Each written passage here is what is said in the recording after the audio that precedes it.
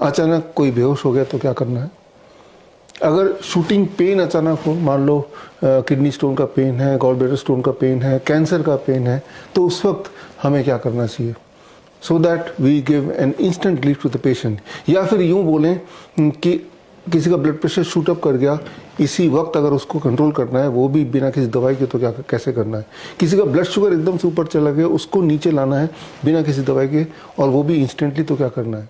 90% से भी अधिक बच्चों का जन्म होता है between 1:30 AM in the night से लेके सुबह के 6:30 बजे तक, जबकि ज़्यादातर हार्ट अटैक, ज़्यादातर कार्डियक अरेस्ट, ज़्यादातर स्ट्रोक का जो टाइमिंग है that is between 6:30 AM to 12 Noon.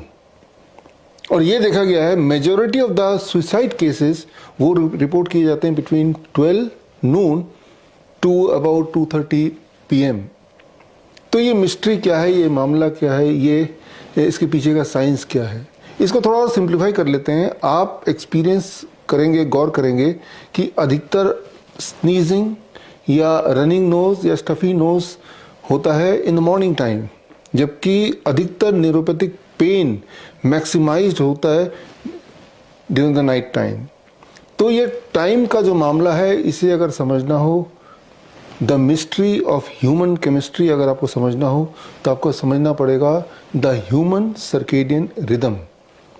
Human circadian rhythm समझना इसलिए ज़रूरी है बिकॉज ह्यूमन सर्केडियन रिदम को समझकर आप किसी भी बीमारी को ठीक करने की तरफ आगे बढ़ सकते हैं। ह्यूमन सर्केडियन रिदम डिपेंड करता है the time of the sun rise, the position of the moon and the law of gravity. हम इन तीनों फैक्टर से कनेक्टेड हैं और यही तीनों फैक्टर हमारे बॉडी की केमिस्ट्री को काफ़ी हद तक कंट्रोल करते हैं। इन फैक्टर को कंसिडर किए बिना आप किसी भी बीमारी को ठीक नहीं कर सकते, और इन फैक्टरों को कंसिडर करके लगभग हर बीमारी को आप पूरी तरह ठीक कर सकते हैं। हमारे पास जब पेशेंट आते हैं, चाहे वो क्रॉनिक किडनी डिजीज़ के पेशेंट हो, चाहे वो कैंसर के पेशेंट हो, चाहे वो बोन डिजीज़ के पेशेंट हो, या normal diabetes, heart disease etcetera के पेशेंट्स हों, जैसे ही हम सर्केडियन रिदम के प्रिंसिपल्स, प्रोटोकॉल्स को उनके लाइफस्टाइल में डालते हैं, within the first 72 hours हमें उनमें clear cut improved blood report या इम्प्रूव्ड सिम्टोमेटिक रिलीफ दिखता ही दिखता है। तो ये कनेक्शन है between the sunrise timing, the position of the moon and the gravity. इन तीनों का जो कनेक्शन है, उसकी जो मिस्ट्री है, उसका जो साइंस है, वो अगर आपको समझना है तो आपको पढ़ना होगा my next book the circadian doctor. ये किताब मैं रिलीज़ करूँगा। मैं आपको इन्वाइट करता हूँ फॉर ए लाइव ट्रेनिंग। इस ट्रेनिंग के माध्यम से मैं कुछ ऐसी बातें बताऊँगा जिससे आपके लिए इमरजेंसी हैंडलिंग आसान हो जाएगा। Emergency medical handling. अचानक कोई बेहोश हो गया तो क्या करना है?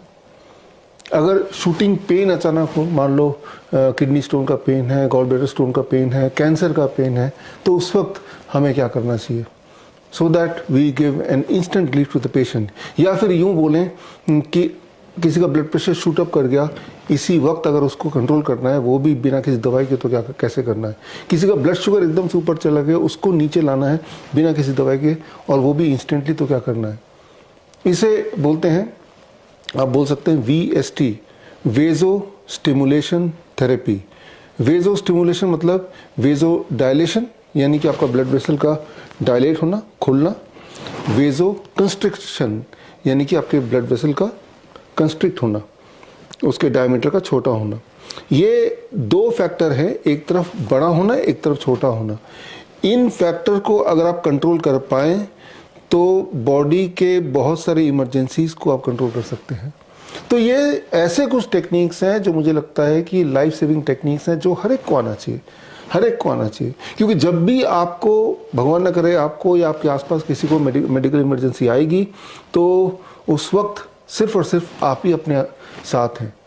सो उस वक्त अगर कोई सोचे कि हॉस्पिटल ले जाएं और वहाँ पे इलाज हो, बेहतर यह है कि आप खुद अपना डॉक्टर बने। All the best. जय हिंद।